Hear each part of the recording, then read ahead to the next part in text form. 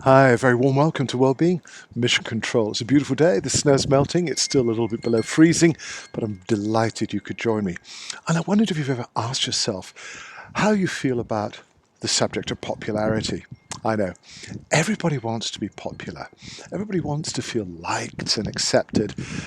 And to be fair, we are deeply conditioned from our early childhood experiences to be socially acceptable. It's one of the first things we probably get imprinted on our personalities when we're very, very small. We are expected to fit in with the family, with our close social groups.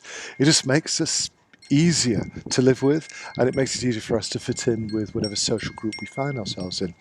So the idea of popularity and group acceptance is hardwired into our behavior. And this is important because we expend an enormous amount of energy worrying about whether people like us or accept us. What do they really think about us? And let's be fair, nobody is comfortable with rejection. Being accepted by people is just part of the social conditioning that helps us to feel that we belong to any particular group. The strange thing is that this early conditioning stays with us throughout our lives.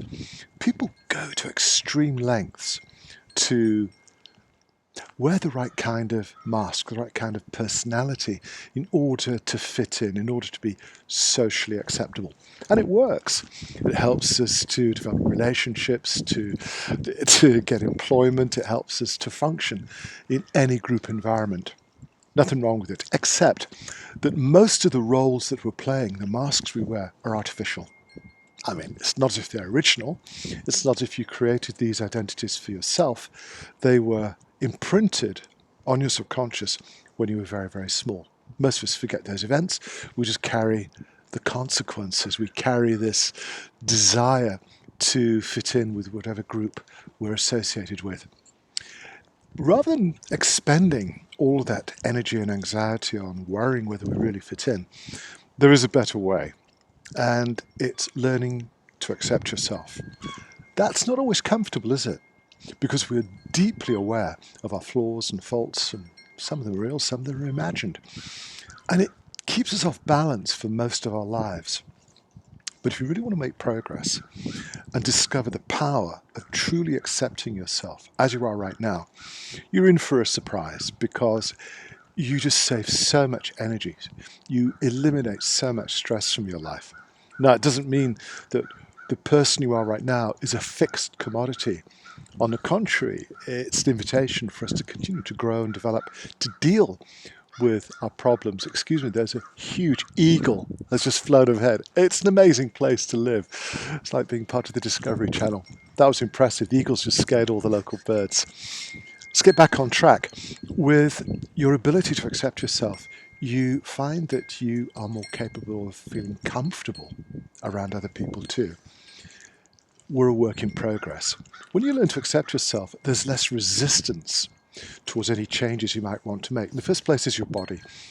We are constantly exposed to the most ridiculous images of what constitutes health or fitness.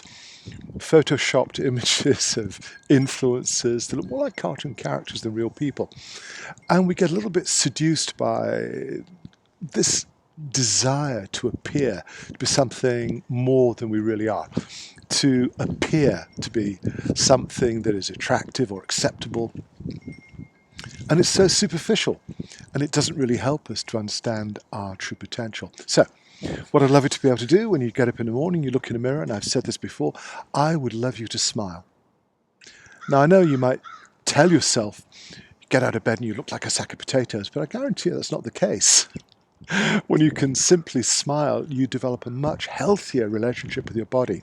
Whatever you want to do with it to make it fitter, stronger, whatever, begin with acceptance. This is a very, very powerful dynamic. And even though it feels uncomfortable, the mind saying, what are you smiling at? We're not very good at accepting ourselves, are we?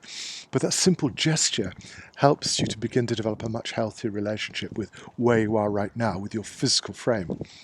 The next thing, of course, is to learn to be a little bit kinder to yourself. Turn down the judgment. And I would argue that most of the judgments you apply to yourself are not even yours, they're not even original. Again, they're an inheritance from your cultural conditioning. When you free yourself from that knee-jerk reaction to judge yourself and judging yourself harshly, you find a lot more space and energy to begin to accept yourself, not just as you are, but as you can grow. You're beginning to recognize your potential for a happier, healthier, more fulfilling way of living. Powerful ingredients for a very different way of life.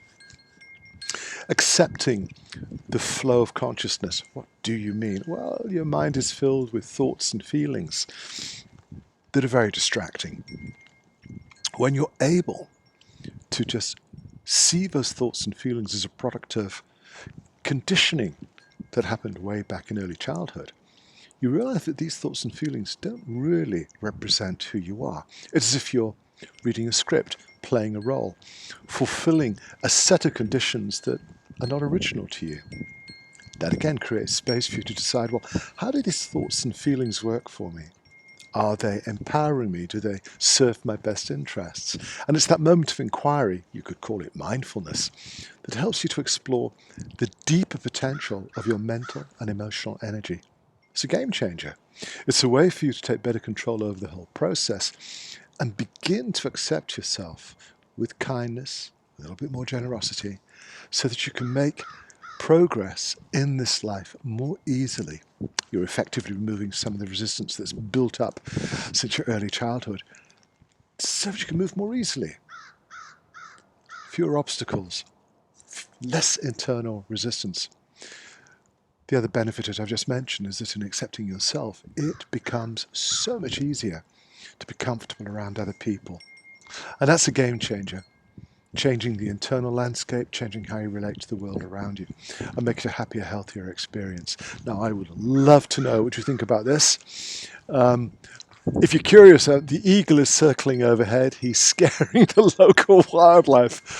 I think I'm going to take a few minutes just to watch what he's going to do. But in the meantime, rather than being distracted by the wildlife, may I wish you a wonderful day. And I can assure you, I'll be back with you again very soon. Have a wonderful day.